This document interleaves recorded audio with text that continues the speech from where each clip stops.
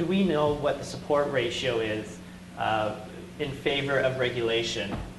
I'm not sure if this question is regards to numbers of members of respective associations or in the government, but panelists, if you'd like to address what sort of support is there for this regulatory body? I'll start off the discussion.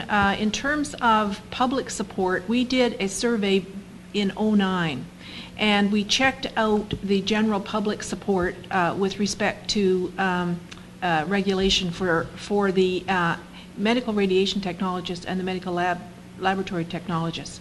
And I don't have the numbers in front of me, but it's something like this. There was 90% support for regulation of these technologists from the general public. And in fact, almost that amount of people thought we already were. So bottom line from the public research was, aren't these people already regulated? And if they aren't, they should be. They were overwhelming numbers. Now, I think Malcolm may have some better numbers in terms of support from the relative membership constituencies. Again, I don't have the numbers in front of me either, and I'm going by memory, but there were some surveys that were conducted a long time ago when the initial proposal or the current proposal went into government in July of 2007. And those numbers indicated to us, certainly among the BCSLS membership, the BC Society of Laboratory Science, and the lab technologists that were surveyed in our membership, between those who supported the college initiative and those who didn't necessarily oppose it either, those numbers were well in excess of 65, almost 68% of our membership at that particular point. And I think we had perhaps been doing a fairly significant job of marketing and communicating this initiative to our members. I believe the numbers with the Radiation Association were a little bit less than that, but again, I think they were somewhat, had not done as much perhaps at marketing to the members as we had up until that point. But if you look at those kind of numbers of in the range of 60 to 70% support of the memberships of those organizations, I certainly can't speak for the cardiac technologists, and I'd let Shauna do that.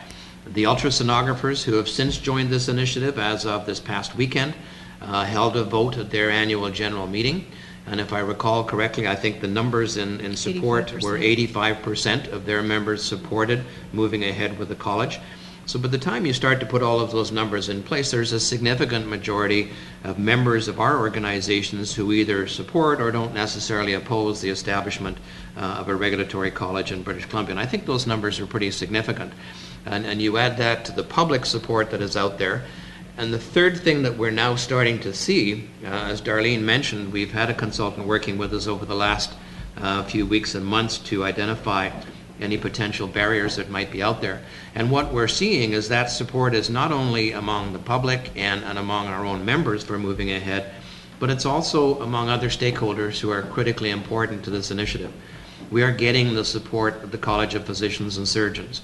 We are getting the support of pathologists out there. We're getting the support of radiologists out there. We're getting a lot of support from other groups who are becoming more aware of the issue and feel it's about time that we stop talking about this and actually get on with it. So we're seeing the support increasing significantly, and I think it's something, again, we simply need to try and let the minister become aware of that level of support that's out there and let him know it's not just one or two people that are saying this, it's a big chunk of the population. As far as CTABC is concerned, this has been a mandate from our members for in excess of 20 years, 20, not 2, but 20 years. And our members at every AGM wonder what is happening, and quite often, usually it's we're stalled, we can't get past red tape, etc.